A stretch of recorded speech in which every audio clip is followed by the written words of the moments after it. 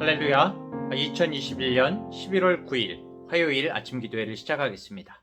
오늘도 하나님의 귀한 말씀을 묵상하고 기도하고 또 나의 삶으로 살아내는 복된 우리 성도님들 되시기 바랍니다. 오늘 말씀은 사사기 4장 11절부터 24절까지의 말씀입니다. 모세의 장인 호밥의 자손 중 겐사람 헤벨이 자기 족속을 떠나 게데스에 가까운 사하나님 상수리 나무 곁에 이르러 장막을 쳤더라. 아비노함의 아들 바락이 다볼산에 오른 것을 사람들이 시스라에게 알리매 시스라가 모든 병거 곧 철병거 900대와 자기와 함께 있는 모든 백성을 하루셋 학고임에서부터 기손강으로 모은지라. 드보라가 바락에게 이르되 일어나라. 이는 여호와께서 시스라를 네 손에 넘겨주신 날이라. 여호와께서 너의 앞서 나가지 아니하시느냐 하는지라. 이에 바락이 10,000명을 거느리고 다볼산에서 내려가니 여호와께서 바락 앞에서 시스라와 그의 모든 병거와 그의 온 군대를 칼날로 혼란에 빠지게 하시매 시스라가 병거에서 내려 걸어서 도망한지라. 바락이 그의 병거들과 군대를 추격하여 하루셋 탑고임에 이르니 시스라의 온 군대가 다 칼에 엎드러졌고 한 사람도 남은 자가 없었더라. 시스라가 걸어서 도망하여 겐사람 헤벨의 아내 야엘의 장막에 이르렀으니 이는 하솔랑 야빈과 겐사람 헤벨의 집 사이에는 화평이 있음이라. 야엘이 나가 시스라를 영접하며 그에게 말하되 나의 주여 들어오소서. 내게로 들어오시고 두려워하지 마소서 하매 그가 그 장막에 들어가니 야엘이 이불로 그를 덮으니라. 시스라가 그에게 말하되 청하노니 내게 물을 조금 마시게 하라. 내가 목이 마르다 하매 우유 부대를 열어 그에게 마시게 하고 그를 덮으니 그가 또 이르되 장막문에 섰다가 만일 사람이 와서 네게 묻기를 여기 어떤 사람이 있느냐 하거든 너는 없다 하라 하고 그가 깊이 잠드니 헤벨의 아내 야엘이 장막 말뚝을 가지고 손에 방망이를 들고 그에게로 가만히 가서 말뚝을 그의 관자놀이에 박음에 말뚝이 꿰뚫고 땅에 박히니 그가 기절하여 죽으니라. 바락이 시스라를 추격할 때에 야엘이 나가서 그를 맞아 그에게 이르되 오라 네가 찾는 그 사람을 내가 네게 보이리라 하매 바락이 그에게 들어가 보니 시스라가 엎드러져 죽었고 말뚝이 그의 관자놀이에 박혔더라. 이와 같이 이날에 하나님이 가나안 왕 야빈을 이스라엘 자손 앞에 굴복하게 하신지라. 이스라엘 자손의 손이 가나안 왕 야빈을 점점 더 눌러서 마침내 가나안 왕 야빈을 진멸하였더라. 아멘. 어제 말씀에서 계속 이어지고 있습니다. 하나님께서 바락에게 하솔의 군대 장관인 시스라를 물리치라는 그런 말씀을 내리셨죠. 그런데 말씀에 빨리 행동하지 않고 어땠습니까? 드보라가 함께 가야 가겠다. 안 그러면 난 안 가겠다. 그렇게 이제 계속 버틴긴 거죠. 드보라가 함께 가야만 자신도 싸우러 가겠다고 말하게 된 것입니다. 결국 드보라가 함께 가기로 하면서 바락은 스불론과 납달리 지파에서 10,000명의 사람들을 데리고 전쟁에 참전하게 됩니다. 그런데 드보라가 함께 싸우러 출발하면서 예언을 하죠. 바락에게 예언을 합니다. 내가 하나님의 말씀 앞에서 그렇게 주저했기 때문에 적장의 목을 베는 명예를 여자에게 빼앗길 것이다 라고 그렇게 예언을 하게 됩니다. 우리는 이기면 되지. 목을 누가 베든 무슨 상관이야. 우리는 이렇게 생각할 수 있겠지만은, 고대 사람들에게는, 근동의 고대 사람들에게는 적장의 목을 베는 것이 큰 명예였습니다. 자, 그럼 이 바락이 어떻게 하솔의 군대 장관 시스라와 싸웠는지 한번 살펴보겠습니다. 바락이 10,000명의 군사를 이끌고 다볼산이라는 곳에 진을 치게 됩니다. 이 다볼산이 사실은 굉장히 유명한 곳입니다. 헬라어로 하면 여기가 이제 무기또라는 곳이고 헬라어로는 아마겟돈이죠. 아마겟돈. 자, 이 다볼산이라는 곳에 진을 치는데요. 10,000명이면 굉장히 많은 숫자죠. 많은 숫자인가요? 네. 하지만 하솔의 군대 장관 시스라가 봤을 때 10,000명이 어땠을까요? 10,000명이 굉장히 많은 숫자지만은 철병거가 있거든요. 아무리 10명이 달려들어도 철병거 하나로 확 밀어버리면 이거 게임이 안 되는 겁니다. 사실 이 기병과 보병, 특히나 이제 기병이 병거를 가지고 있는 기병이면은 이게 게임이 안 되거든요. 철병거 900대를 갖춘 시스라가 보기에 이 10,000명은 굉장히 싱거워 보였을 것입니다. 이스라엘 전체 인구에 비해서 적은 숫자죠. 10,000명이. 자, 그런데 바락 앞에 계속 10,000명, 또 계속 성경에서 10,000명 이렇게 강조를 하고 있어요. 10,000명 한 번만 말씀해 주셔도 되거든요. 근데 계속 10,000명이라는 숫자를 붙이고 있습니다. 이게 무슨 뜻일까요? 바로 승리가, 하나님의 승리는 숫자에 달린 게 아니라는 것이죠. 그래서 바로 이 10,000명이라는 숫자를 강조하고 있는 것입니다. 이 부분에 대해서, 이 교훈을, 숫자에 달린 게 아니라는 이 교훈에 대해서 이미 여호수아 정복 전쟁 때 얻은 경험이 있죠. 하나님께서 이스라엘 백성을 시험하시고 또 가나안 정복 전쟁을 경험하지 않은 그 다음 세대에게 전쟁에 대해서 가르치기 위해서 이방 민족들을 남겨두시겠다라는 말씀이 사사기 처음에 나왔었죠.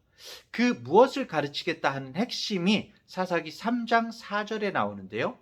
4절을 보면은 남겨두신 이 이방 민족들로 이스라엘을 시험하사 여호와께서 모세를 통하여 그들의 조상들에게 이르신 명령들을 순종하는지 알고자 하셨더라, 이렇게 나옵니다.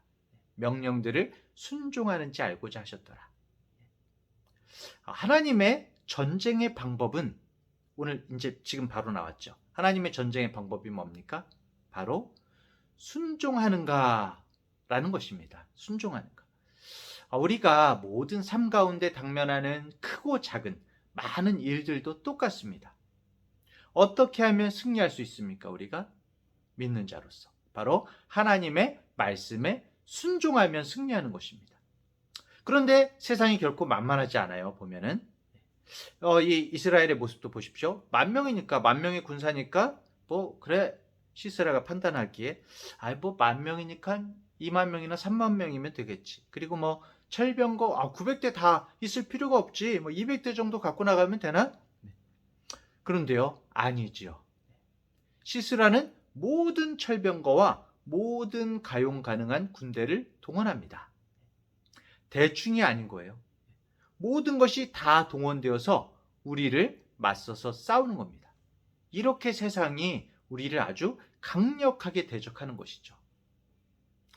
그래서 이렇게 강력한 세상의 대적 앞에 대체로 우리가 다 싸워보기도 전에 겁부터 덜컥 나고 그런 시험을 겪게 되는 것이죠. 대부분 세상에 대해서 맞서 싸워볼 생각도 하지 못하기도 하고, 세상이 패배의식을 미리 심어주어서 미리 절망하게 만들기도 하고, 겁부터 지레먹게 하고, 하여튼 말씀을 순종할 생각조차 못하게 만드는 것입니다.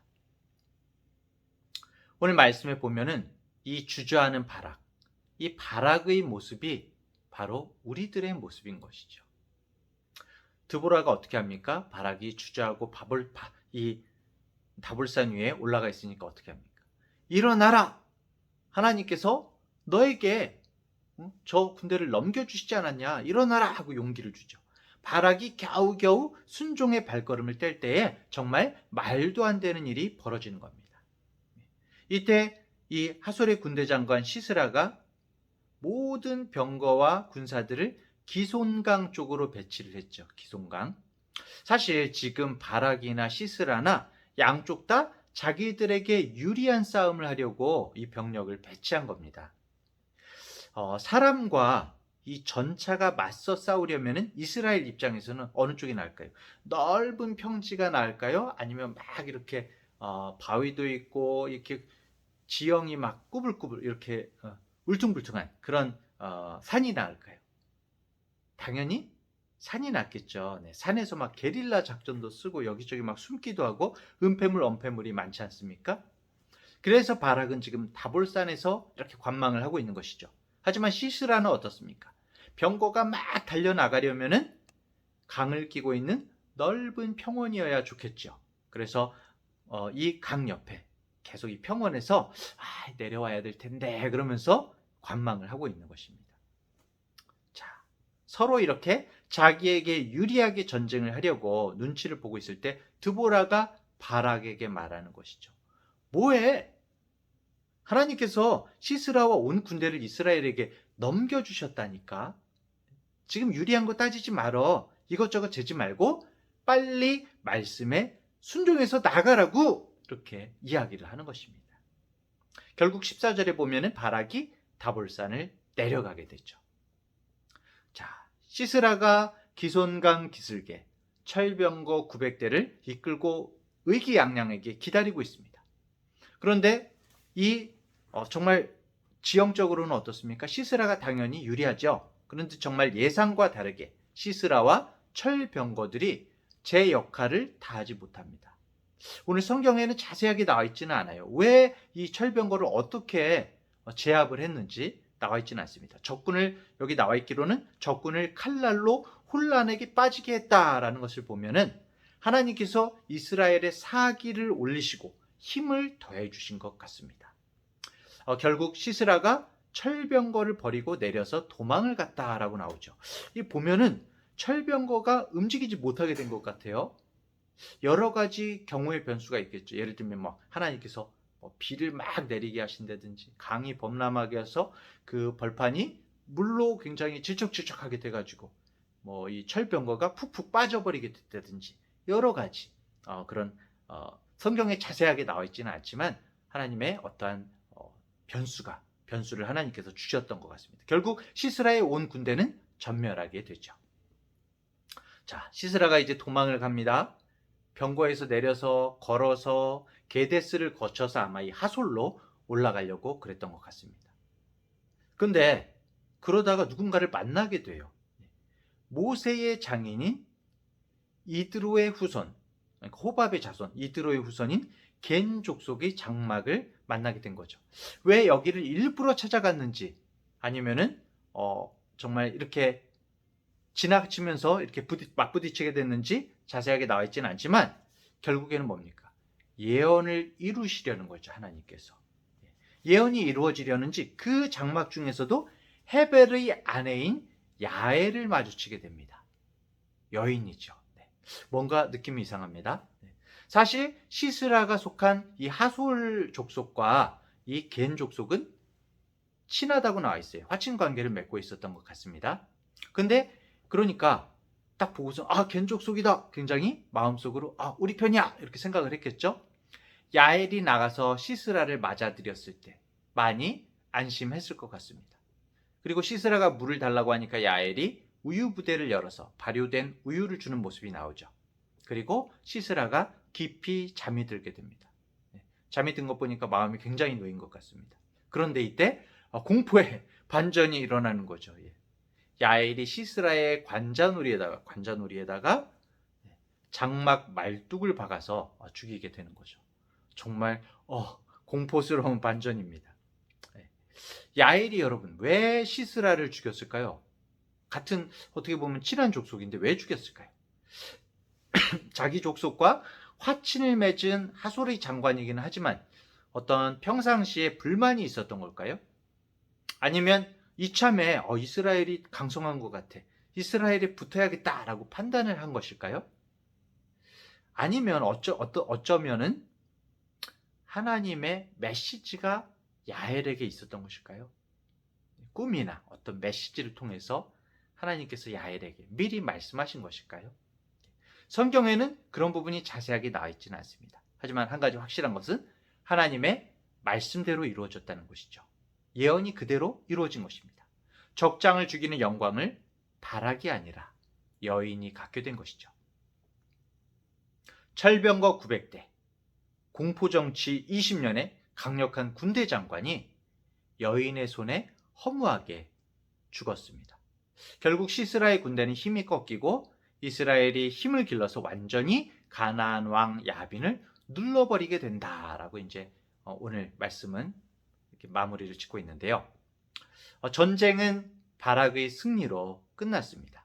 이스라엘의 승리로 끝났습니다. 하지만 하나님께서 바락에게 그 기회를 주셨지만 바락이 머뭇머뭇했을 때 하나님이 적장을 치는 영광을 야엘이라는 이방 여인에게 주시는 모습을 보게 됩니다.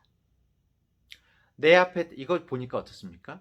내 앞에 닥친 여러 가지 시험과 하나님께서 나에게 말씀하실 때 바락처럼 주저하지 않아야 되겠죠. 우리 마음 가운데 하나님께서 물론 이 직접적인 어떤 성경의 말씀을 통해서 아니면 나의 마음 가운데, 양심 가운데 하나님께서 말씀하시고 뭔가를 우리에게 요구하실 때가 있습니다. 그럴 때 우리가 자칫 주저주저하고 여러 가지 앞뒤를 재볼 때가 많이 있는데요. 오늘 말씀을 보니까 그래서는 안 되는 것이죠. 야엘은 드보라처럼 여인이었죠. 전쟁에서 칼을 잡아본 적이 없는 여자였습니다. 그래서일까요? 자기가 평소에 잘 쓰는 칼이 아니라 자기가 평소에 잘 쓰는 말뚝이 텐트, 천막을 칠 때 쓰는 거죠. 말뚝과 방망이로 적장의 목을 취하는 모습을 보게 됩니다. 사랑하는 중앙대학교의 성도 여러분, 하나님은 어떻게 일하십니까? 어떻게 우리를 사용하시고 어떻게 맡겨주십니까? 바로 우리가 순종할 때입니다. 순종하느냐의 여부입니다. 그 순종이 반드시 클 필요는 없습니다. 하나님께서는 우리에게 항상 큰 순종을 요구하시는 것이 아니죠. 우리 삶의 아주 작은 부분에서 나에게 주어지는 하나님의 말씀들을 지켜나갈 때 하나님께서는 작은 일에 믿음으로 순종하는 우리를 들어서 큰 일도 맡겨주시는 것입니다. 성도 여러분, 살아계신 하나님은 지금도 우리 가운데 하나님의 일들을 이루십니다. 오늘도 하나님의 말씀 앞에서 순종의 길을 걸어가는 복된 하루를 사는 우리 성도님들 되시기를 축복합니다. 다 함께 기도하겠습니다. 은혜가 풍성하신 하나님 아버지, 살아계신 하나님, 시스라가 자신에게 더 유리할 것이라고 생각한 기손 강가에서 무너지는 모습을 보게 됩니다. 자신을 살게 할 것이라고 생각한 야엘의 손에, 여인의 손에 오히려 죽음을 당하는 모습을 보게 됩니다. 전능하신 아버지 하나님, 세상의 판단과 기준으로 나의 유불리를 따지는 삶이 아니라, 앞뒤를 재는 삶이 아니라, 나만을 위해 사는 삶이 아니라 거룩하신 주님의 말씀을 쫓아서 정말 이 땅 가운데서 우리의 사명을 다 감당하게 하시며 하루하루를 주님의 말씀의 빛으로 살아가는 우리가 될 수 있도록 주님 인도하여 주시옵소서. 오직 주님의 말씀에 생명과 길이 있음을 생각하며 오늘도 믿음으로 작은 일들부터 순종하는 믿음의 길을 가게 하여 주시옵소서. 감사드리며 예수님의 이름으로 기도합니다. 아멘.